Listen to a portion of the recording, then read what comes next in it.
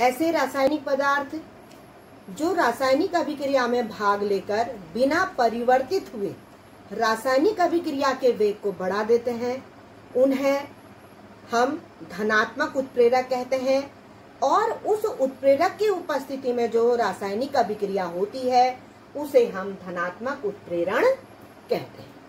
तो इसका उदाहरण आपको मैं यहाँ पर दूंगी। पोटेशियम क्लोरेट को जब गर्म किया जाता है, ये है पोटेशियम क्लोरेट।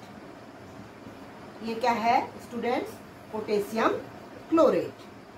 तो पोटेशियम क्लोरेट को जब गर्म किया जाता है, किसकी उपस्थिति में? मैग्नीज डाइऑक्साइड की उपस्थिति में गर्म किया जाता है, तो क्या बनता है यहाँ पर?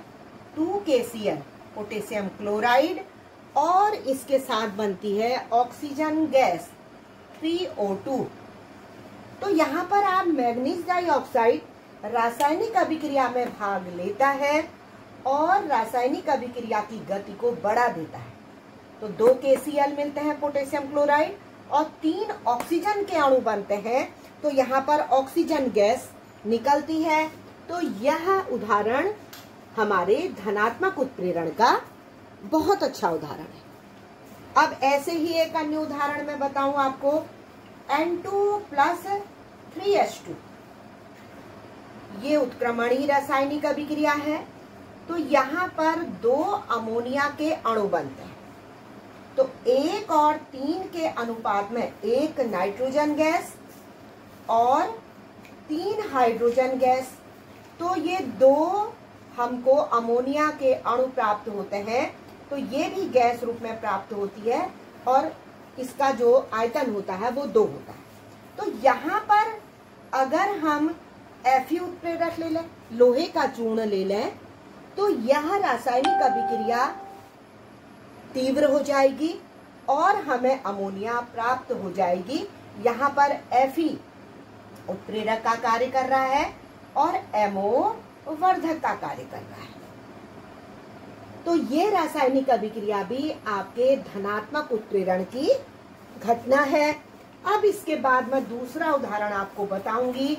तो दूसरा उदाहरण है आपके पास में कि ये है आपके पास ऋणात्मक उत्प्रेरण का, ऋणात्मक उत्प्रेरण का।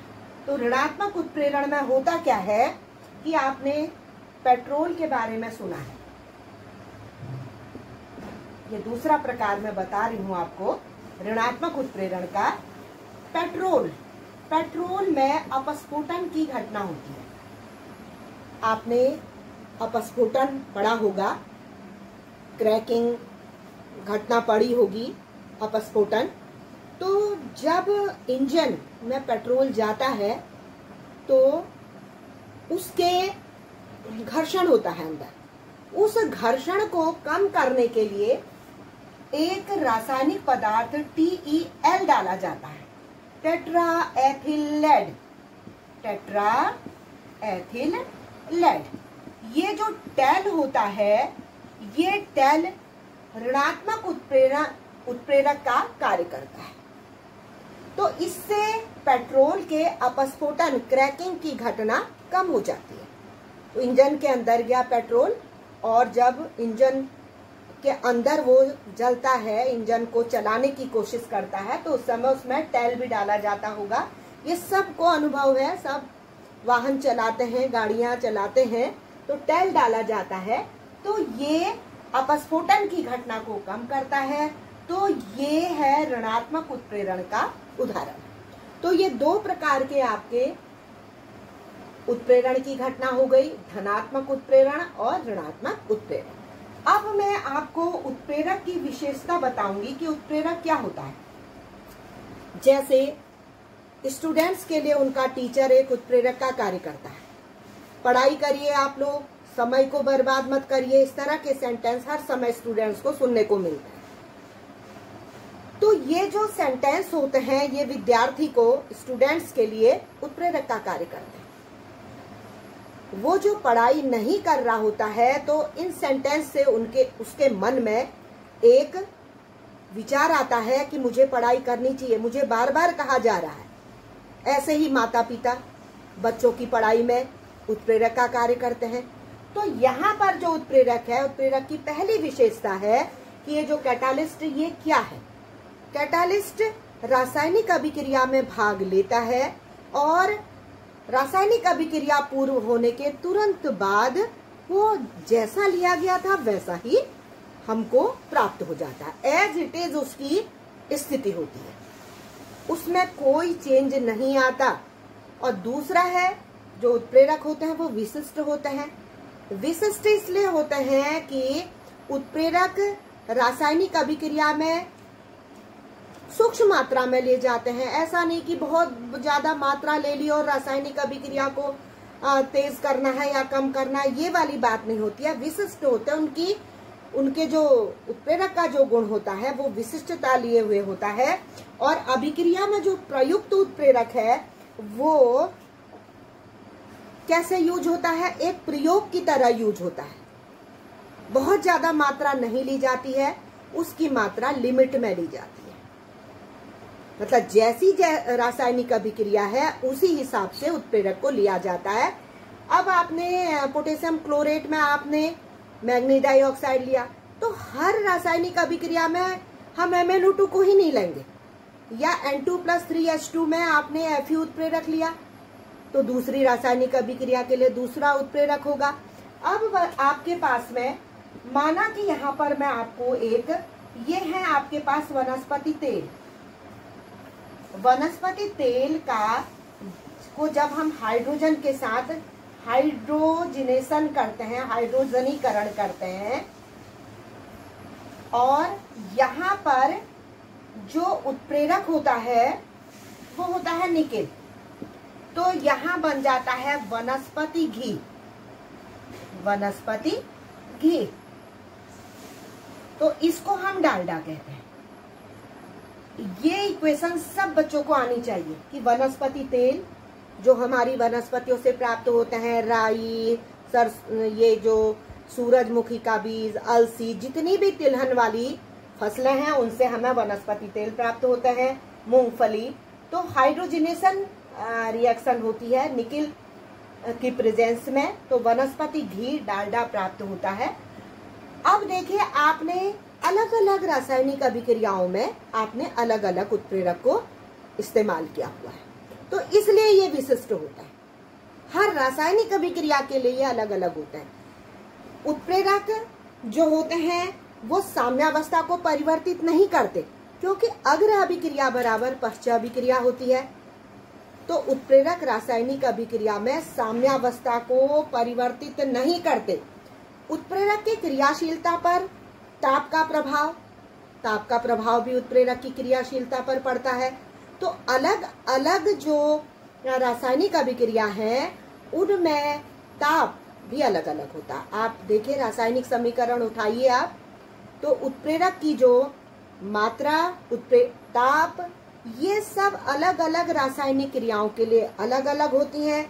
और उत्प्रेरक क्या करते हैं कि थोड़ी सी मात्रा में लिए जाते हैं और रासायनिक अभिक्रिया को संपन्न कर देते हैं। ये विशेषताएं हैं उत्प्रेरक की।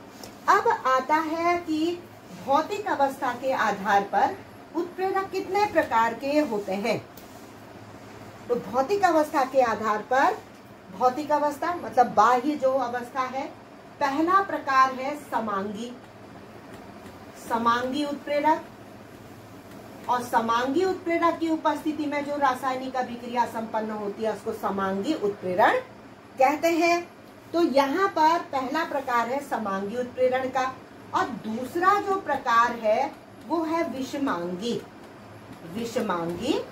उत्प्रेरण, जो कि विषमांगी, समांगी जिसमें कि उत्प्रेरक और अभिकारक दोनों की दशा एक सी होती है, और विषमांगी उत्प्रेरक किसको कहते हैं कि जहां पर अभिकारक और जो उत्प्रेरक लिया गया है जिस रासायनिक अभिक्रिया में, तो अगर वो अलग अलग हैं और वो रासायनिक अभिक्रिया संपन्न हो रही है तो ऐसी रासायनिक अभिक्रिया को हम विषमांगी उत्प्रेरण कह देंगे। अब आपके पास एक उदाहरण है, माना कि ये देखिए आप, ये है 4HCl + O2। 4HCl plus O2। तो यहाँ पर आप देखेंगे जो पहला उदाहरण है, ये इसको न लिख करके मैं इसको लिख देती हूँ 2SO2 plus O2, 2SO2 plus O2।